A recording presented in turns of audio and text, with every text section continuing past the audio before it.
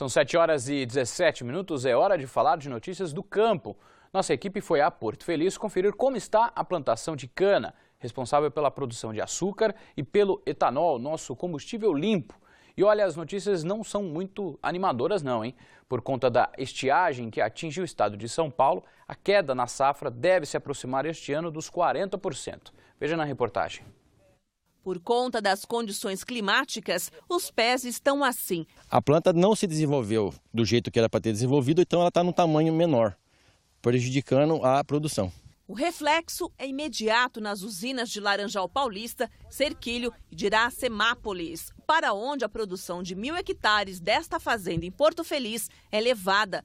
O volume processado de cana-de-açúcar na região centro-sul do país, incluindo o estado de São Paulo, nos 4 primeiros meses de 2014, caiu 3,40% em relação ao mesmo período do ano passado. Foram processados 40 milhões e 300 mil toneladas contra 41 milhões 720 mil no início de 2013. Em relação à produtividade e à qualidade da matéria-prima, o rendimento médio da lavoura colhida em abril foi de 75,30 toneladas de cana-de-açúcar por hectare. Diante das 83 toneladas computadas no mesmo mês do ano passado, a redução é de 9,28%. Sua safra 2014-2015 de Pedro Guerini terá 40% de redução em relação à safra anterior. Mas, apesar disso, o prejuízo ainda não foi sentido. Geralmente, quando falta o produto, o mercado aquece. Mas hoje não está acontecendo, porque nos outros estados tem informação que choveu bem. Então, etanol e açúcar têm uma produção boa. Então, vai prejudicar somente a região nossa. A colheita, que começou em maio, deve ser concluída em 3 fases. Tem uma porcentagem que é para início de safra, meio e final, que é a época da colheita da cana. Então tem variedade mais precoce, menos precoce, e daí você diversifica os lotes aqui que vai sair em cada mês. Pois é, e como nós acabamos de ver na reportagem, as plantações e as safras foram e serão ainda muito prejudicadas em nossa região por conta da falta de chuva. E sobre isso, nós vamos conversar agora com o Mauro Castellani, que é engenheiro agrônomo da Caixa, a Coordenadoria de Assistência Técnica da Secretaria de Agricultura do Estado. Bom dia, Mauro. Nós vimos agora na reportagem que essa safra, e claro, de outras plantações também, estão bastante prejudicadas por conta da seca. Por exemplo, esta chuva de terça-feira, essa manhã de 8 de julho, alivia um pouquinho ou resolve o problema desses agricultores? Alivia um pouquinho, porque o déficit é muito grande e a chuva prevista de 15 milímetros para esses 2 dias alivia para as plantações por 3 a 4 dias apenas. Esses dados, por exemplo, esses 15 milímetros em 2 dias, né? Haja vista que os dados climáticos, de acordo com a pesquisa que nós realizamos, nos últimos 80 anos nós não tínhamos uma situação tão ruim, principalmente para a agricultura. É um problema, inclusive, para o agricultor e o pequeno agricultor aqui da nossa região. Existem alternativas para ele sair deste problema? Realmente, a escassez de água é muito forte e começou a partir de novembro do ano passado. Um déficit aproximado de 500 milímetros. É muita coisa. É muita chuva. São meio metro de água de forma geral que não veio. Né? Não veio. Essa escassez urbana que estamos sentindo e a escassez no meio rural. As alternativas ao produtor é buscar um crédito para prever para o futuro sistemas de irrigação. Uma irrigação artificial, por exemplo? Sim. E também o seguro agrícola. Então, são essas as alternativas. Para o produtor de leite, ele pode fazer um planejamento alimentar para o seu rebanho, tendendo a produzir um volume maior durante o verão, que apesar de ter sido as chuvas com menos intensidade, ele ainda consegue armazenar uma quantidade maior de comida para arraçoar os animais no inverno.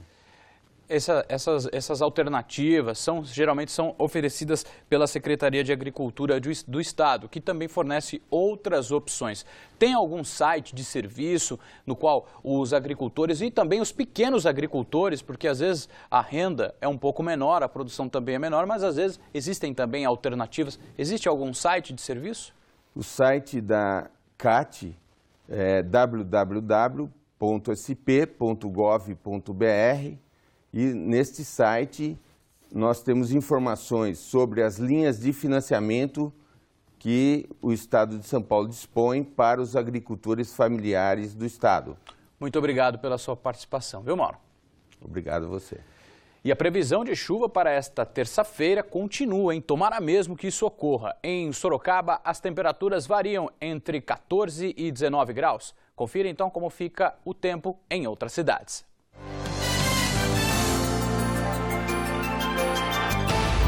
Em Alumínio, as temperaturas variam entre 12 e 17 graus. Em Cesário Lange, a mínima deve ser de 14 e a máxima de 19.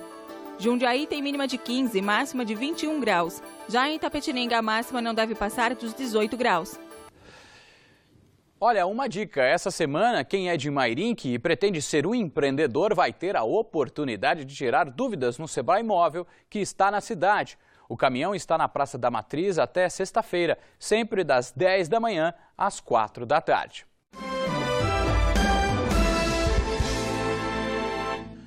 E a gente volta ao vivo com informações do trânsito nesta manhã de terça-feira, 8 de julho, com Renato Diniz, que hoje está no Centro de Controle Operacional da Urbis, em Sorocaba. Com você, Renato. Fernando, volto a falar aqui do Centro de Controle Operacional. A gente observa várias câmeras que monitoram as principais vias e avenidas da cidade de Sorocaba. Na Avenida Itavuvu, chama a atenção, acabou de ser retirado um carro, estava ali um pouco abaixo de onde fica essa placa que indica o Jardim Hungarês. Um carro tinha sofrido um acidente, subiu no canteiro central. Aí os agentes da Urbis precisaram colocar esses cones para interditar um trechinho da Avenida Itavuvu no sentido bairro, mas o carro já foi retirado e isso não afetou o trânsito, a vida dos motoristas que trafegam ali pelo comecinho da zona norte de Sorocaba. Na General Carneiro, o movimento é tranquilo para o motorista nos dois sentidos. A gente observa nessas câmeras, tem aqui a primeira câmera à esquerda no alto, que é da Praça 9 de Julho, as outras câmeras na General Carneiro. Movimento tranquilo para o motorista, um pouco mais intenso no sentido centro, nessa câmera abaixo aqui do lado direito. A gente pode observar que o motorista não enfrenta dificuldades nas principais avenidas da cidade de Sorocaba. E olha, por conta da Copa, por conta do jogo do Brasil hoje na Copa, se o Brasil venceu, que é o que a gente torce, a Antônio Carlos Cometri pode ser interditada gradativamente conforme a comemoração do torcedor brasileiro, interditada pela Urbis aqui na região do Campolim. A Urbis também preparou um sistema especial de transporte coletivo para hoje, por conta do movimento que deve ser maior no horário do jogo, aliás, antes do horário do jogo, nos dois terminais, o Terminal São Paulo e também no Terminal Santo Antônio. Então haverá um número maior de viagens nas principais linhas da cidade de Sorocaba e o número de viagens volta ao normal com o começo do jogo e também depois da partida. O usuário do transporte coletivo que tiver dúvidas, quer tirar dúvidas, saber se vai poder usar o ônibus, se a rua vai estar interditada, pode ligar no telefone que é o 118 ou também acessar o site da Urbis, o www.urbis.com.br. E olha, para quem segue para a cidade de São Paulo, bom avisar que hoje o rodízio é em horário estendido, já começou e tem rodízio até às 8 horas da noite para os carros com final de placas 3 e 4 no centro expandido da capital. Fernando. Obrigado pelas informações, Renato. Holandeses que desenvolvem um projeto de habilidades com crianças estiveram em Jundiaí para trocar experiência com professores. Eles aproveitam o período de Copa do Mundo para repassar os conhecimentos de futebol.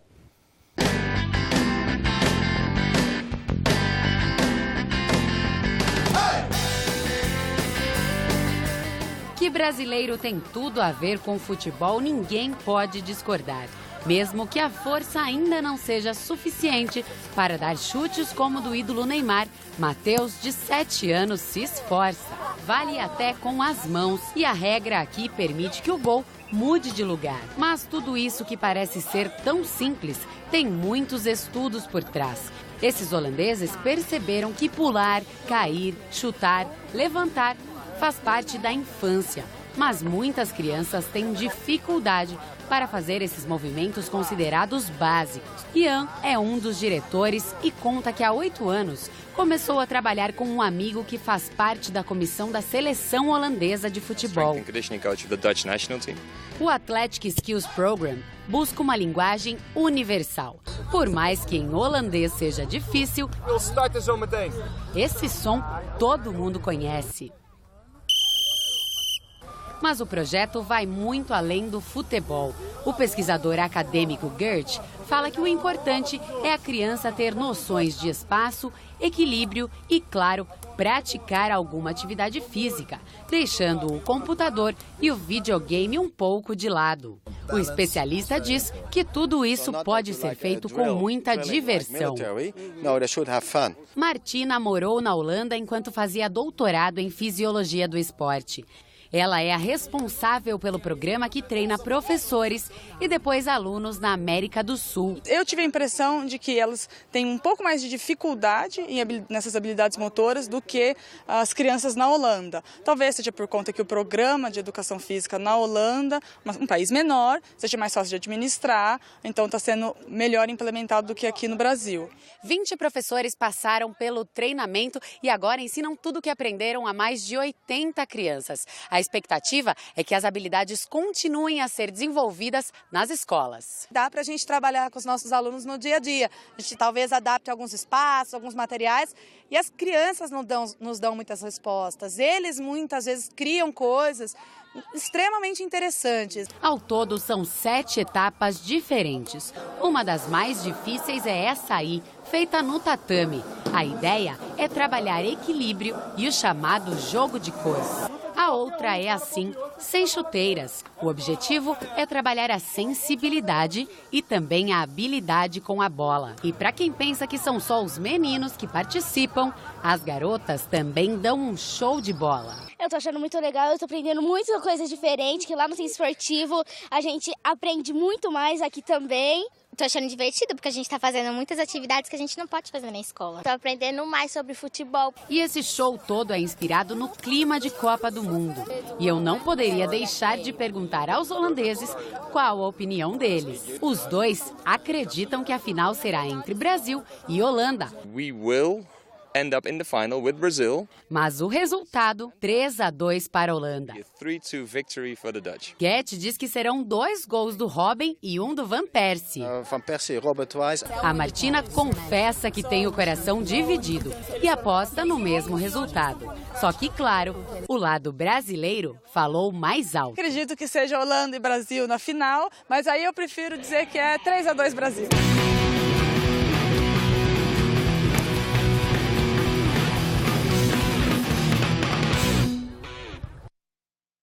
Fica por aqui outras notícias da região. Você acompanha 1 da tarde no Manchetes Noticidade com Nolan Roberts. E nós encerramos essa edição com imagens ao vivo do CCO da URBS em Sorocaba. Um ótimo dia para você e a sua família. Saúde e sucesso!